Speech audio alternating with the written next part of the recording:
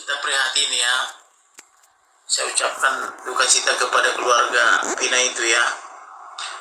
Memang pertama dia bilang itu korban pemerkosaan dan tabrak lari. Nah, pertama dibilang tabrak lari dulu. Tapi kalau tabrak lari kok motornya utuh. Motor tidak ada apa-apa. Tapi kok mayat laki-laki ditaruh di situ, mayat perempuan bawa blur gitu ya. Tetapi motornya tidak apa-apa.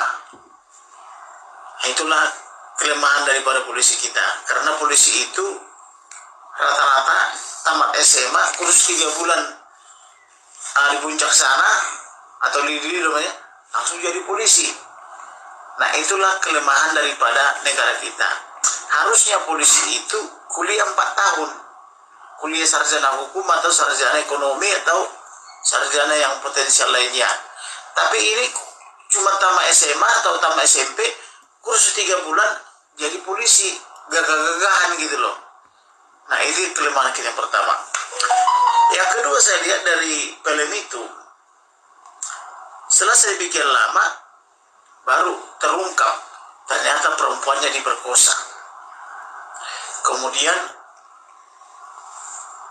cowoknya juga dibunuh.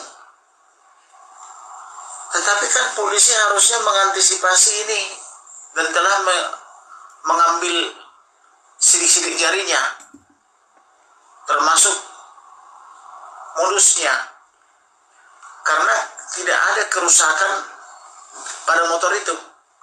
Nah, sekarang dibuat jadi film ya, film Pina, jadi rame lagi. Nah, setelah dari rame, katanya ada polisi atau berseragam polisi atau oknum polisi diduga mengancam keluarganya, jangan dibikin rame lagi, atau mengancam anak tetangganya, jangan dibikin rame lagi, jangan dibikin rame lagi. Nah, ini harus ditangkap karena ini mengetahui ini yang mengancam ini. Jadi orang-orang seperti ini harus segera ditangkap. Lebih bagus Indonesia mati kita bersama daripada membiarkan hidup seperti ini. Gitu loh. Jadi orang yang berani mengancam ini pasti dia tahu apa yang terjadi. Itu menurut saya. Tuh, karena lari dari penuntutan atau katakanlah penyidikan dan penuntutan dari pengadilan, lari dari situ itu menambah hukumannya. Bila perlu itu karena perbuatannya sangat sadis, memperkosa gitu ya, dan membunuh cowoknya, itu harus dihukum mati. Harus dihukum mati supaya jerak yang lain tidak lagi melakukan perbuatan seperti itu. Kalau bisa itu, kalau ketangkap orangnya, kita anjurkan dihukum mati. Karena kenapa? Sudah memperkosa wanitanya, juga membunuh suaminya gitu. Dan saya yakin ini pelakunya itu pasti orang hebat. Dan informasi yang saya dengar di televisi itu, dia dari geng motor ya, dan keluarga polisi gitu.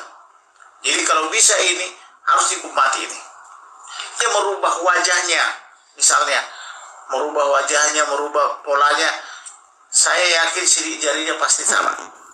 Apapun ceritanya, biar wajah berubah, tapi sidik jari pasti sama. Apabila polisi bekerja untuk mengambil sidik jari daripada mayat-mayatnya itu. Memang benar, no viral, no justice. Apa-apa kalau tidak diperalkan, polisi kita ini tidak bisa bekerja. Maka untuk seperti saya minggu lalu di Medan itu, bagaimana preman-preman mengelola TNI, Polri dan Satpol PP? Kan prihatin kita. Kok bagaimana itu preman-preman itu yang di Medan bisa memerintahkan TNI, Polri dan Satpol PP? Maka saya datang, tangkap, saya bilang. Saya suruh dulu klien-klien saya itu melapor. Saya kunjung ke rumah sakit, saya kunjung ke polsek itu. Di Polres itu kayak bos dia. Sudah membacokin tangan orang, bukan jadi borgol. Soalnya anak-anak saya ngomong begitu. Tangkap ini, gak boleh keluar, saya bilang. Maka baru dimasukin penjara. Kemudian di Polres, udah 5 bulan.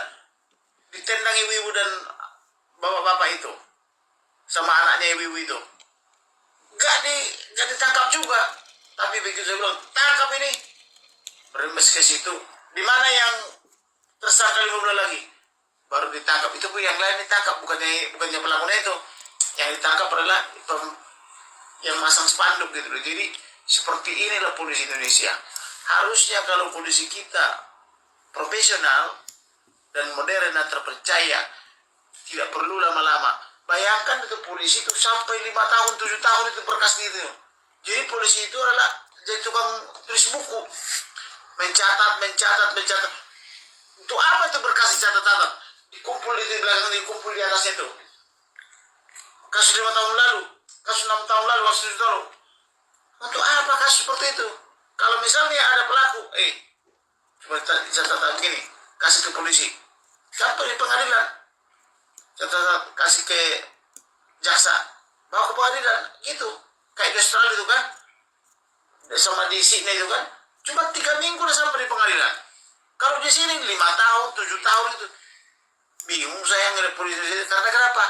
Karena polisi kita tidak punya kemampuan. Karena cuma lulus 3 bulan, pulang dari situ langsung pegang senjata. Itu loh. Walaupun ada komandan-komandannya sedikit, satu dari beberapa itu dari alumni Semarang. Ibaratnya perwiranya gitu loh. Tapi kerjanya juga belum tentu bisa. Orangnya satu aja hukum perjanjian juga belum mahir. Bagaimana kalau orang itu sama dengan di kepolisian? Kalau lulus belum tentu bisa gitu loh. Jadi seperti inilah penegakan hukum di Indonesia. Makanya Indonesia ini sudah 74 tahun yang merdeka ya, masih memprihatinkan penegakan hukum.